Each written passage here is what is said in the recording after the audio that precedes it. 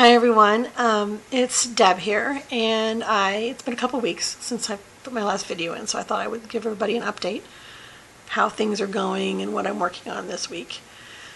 I'm still at 227. I have this funky cough, so I apologize for the clearing my throat. I don't know what's doing that today. Something must be blooming. So I feel like I got something stuck right in my throat. But anyways, I'm still at 227, which I haven't managed to lose any weight in this whole pre-op process. Probably a lot of it's just being stressed, and I don't know.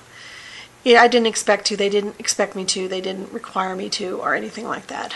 I just was thinking it would be not a bad idea to get a head start, but I have had success with the exercising, which is doing more than I thought it would. Even though I've done this before where I've walked every morning, I'm doing a walk every morning, 45 minutes. Pretty much the first half is uphill, and the last half is coming back downhill. And it pretty much kicks my butt. I mean, I really hadn't been doing anything. I really had been since I'd kind of given up, I kind of hit a wall and really wasn't doing much exercising, wasn't inspired to. And this I got going, and I've gotten to where I get up in the morning and I do it before it gets too hot, because it's been really hot lately. So if I don't get up and do it like before 8, it's not happening. I don't handle heat. So if I don't get up and do that early, then it's not going to happen. And it's been happening. I've been doing it every morning, except for the days that I work. So usually 4 or 5 days a week. And the things I've noticed that have improved are my breathing a little bit. That's gotten better. If I forget my inhaler, I'm not always, sometimes it's a problem, sometimes it's not. We've had some fires around here, so there's been smoke off and on, which irritates me. And then it depends on if it's rained and the dust is down, it's not as bad. But still, I seem to be okay even without my inhaler. I still use it because I feel like it just gets me better oxygen, but I've noticed that's better. And the thing I noticed a week ago, because I've been doing this for more than a month now, where I've been walking pretty regular, my blood pressure was down.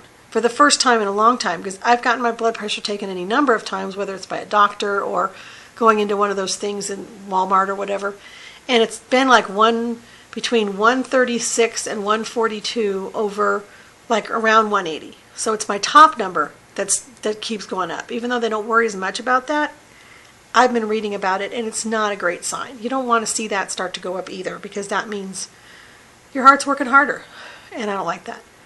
So the last time I went in a week ago to see my pulmonary doctor, it was 122 over 78. So that felt pretty good. I was like, all right, so at least the walking is giving me something. It's hard to keep going, doing something like walking or changing your diet, if you're not getting some kind of a positive result from it. I haven't felt any more energetic. If anything, I feel tired. I feel more tired. Now, some of that's my sleep apnea. And I did talk to my pulmonary specialist about that. He said my pulse ox looked good. I did have some episodes of apnea in there, probably more than I did before, probably because I've gained a few more pounds since about a year ago when I had this checked. But my chest x-ray looked good. He wasn't concerned about my CPAP, and he prescribed me Provigil, which I had never taken before, because he said it was something that for people who are on a CPAP and still tired, still fighting fatigue, it was helpful to keep you more alert. And it's not like a caffeine. They're not even sure why it wakes you up, but it just does. So I haven't tried it yet. I haven't gotten brave enough to try it. I'm always kind of nervous about trying anything new like this, but I'm getting desperate enough, and my 5-hour energies only go so far, and I don't like that those have caffeine in them.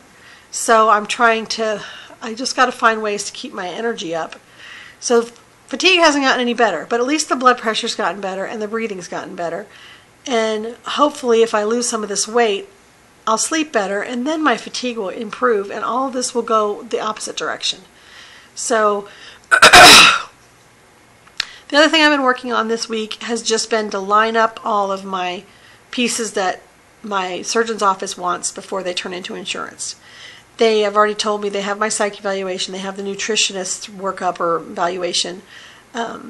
Monday will be my third weight loss class, so that gives me that 3-month that they wanted, 3-month doctor supervised program. So that wraps that up. So the only thing I'm waiting for is my pulmonary doctor, or my just another doctor to give me something, a letter, to send in a letter that says they give me medical clearance. And my primary care doctors, who I went to a couple weeks ago, still haven't gotten their letter to Dr. Metz.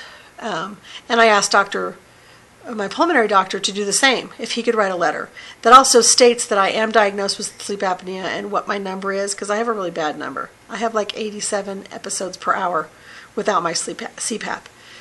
So they want at least 30 episodes per hour to be deemed as severe enough sleep apnea to warrant some kind of weight loss surgery.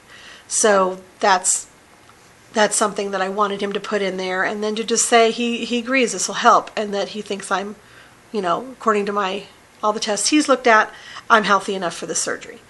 So he apparently wrote the letter. I called them yesterday because I checked with Dr. Metz, neither one of them had it. So I called them, and they said they have the letter, but if somehow they thought they faxed it, but it hasn't been faxed, so they're refaxing it. So at least that letter is there.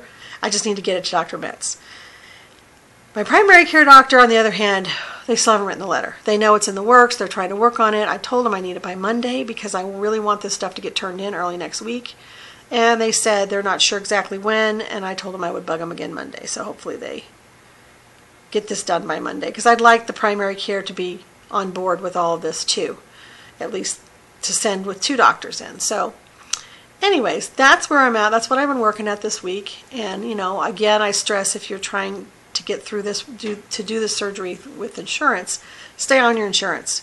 Stay on your doctors. Make sure they've done what they said they would do. Make sure you have all the pieces before it's too late. Don't let time creep up on you. Right now, I feel like it's creeping up on me a little bit.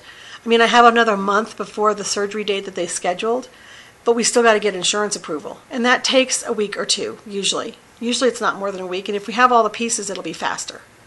So hopefully that goes through pretty quick, and we're all ready to go.